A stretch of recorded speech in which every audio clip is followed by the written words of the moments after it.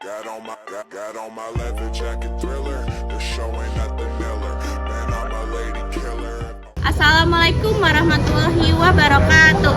Halo semuanya.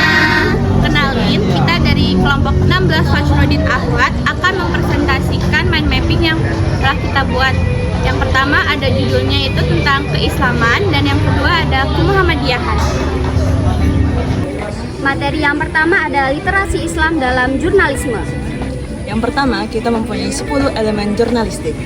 Nah, bagian pertama adalah kewajiban utama, yaitu kita harus menyajikan berita yang terlebih dahulu dengan secara benar. Yang kedua, kita harus menyajikan loyalitas warga. Kita harus mengutamakan tentang warga terdahulu, baru kepentingan pribadi. Nah, yang ketiga, kita mempunyai verifikasi. Kita harus memastikan dulu berita itu benar apa tidak. Yang keempat, monitor kekuasaan. Sebagai jurnalistik, kita harus memastikan bahwa untuk tidak menyalahgunakan kekuasaan. Yang kelima adalah independensi. Sebagai jurnalistik, kita harus tetap sebagai tim netral agar tidak terprovokasi. Yang keenam adalah forum publik, yaitu jurnalis harus menyediakan forum bagi publik. Yang ketujuh ada menarik dan relevan. Jurnalis harus membuat informasi yang menarik dan relevan. Yang kedelapan ada komprehensif dan proporsional, yaitu jurnalis harus menyediakan informasi yang komprehensif dan proporsional. Yang kesembilan ada hati nurani.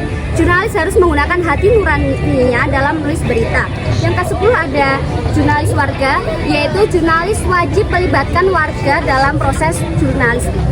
Dan selanjutnya ada dalil-dalil, yaitu ada 3. Yang pertama, Quran Surat Al-Hujurat ayat 6 tentang pentingnya kebenaran kita. Dan yang kedua, Quran Surat An-Nahl ayat 125 tentang memperjuangkan kebenaran. Dan yang terakhir, Quran Surat Yusuf ayat 87 tentang mencari berita. Lalu selanjutnya yaitu prinsip dasar jurnalisme Islam. Yang pertama adalah sidik dan hak, yaitu tentang kebenaran. Lalu yang kedua tentang tablik, yaitu tentang publikasi. Lalu yang ketiga ada maslahah, itu tentang kepentingan umum pada halayak masyarakat. Lalu yang terakhir wasatiyah, tentang keberimbangan.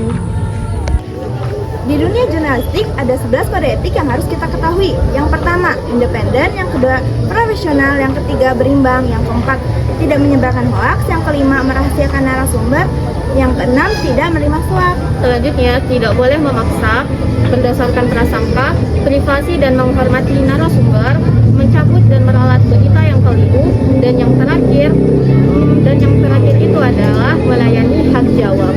Di sini, saya ingin menjelaskan materi tentang paradigma Qurani dalam gerakan Muhammadiyah untuk transformasi. Bersyukur menjadi bagian penting dari Muhammadiyah. Selanjutnya, yang akan dijelaskan oleh rekan saya. Pilihan Kiai Haji Dahlan dalam mengelola Muhammadiyah dalam wujud organisasi yang struktur dan rapi dan menjadi capaian yang ada di tayangan pemateri.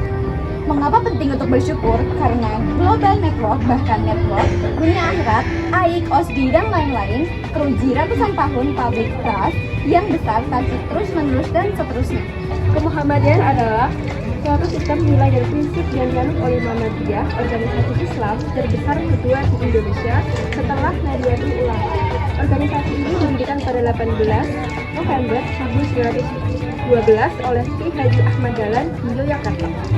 Bersyukur karena kuliah di Muhammadiyah, karena yang pertama tidak ada tanda-tanda persyarikatan dalam Muhammadiyah sebagai contoh paling sukses organisasi pendidikan Islam di dunia. Yang ketiga yaitu lebih dari 119 tahun hadirnya mengembangkan umat Islam Indonesia. 30 PCM terbentuk organisasi resmi dan legal di Australia, Jepang, Jerman, USA, dan Malaysia. Sekian presentasi yang telah kami sampaikan, kurang lebihnya mohon maaf. Wassalamualaikum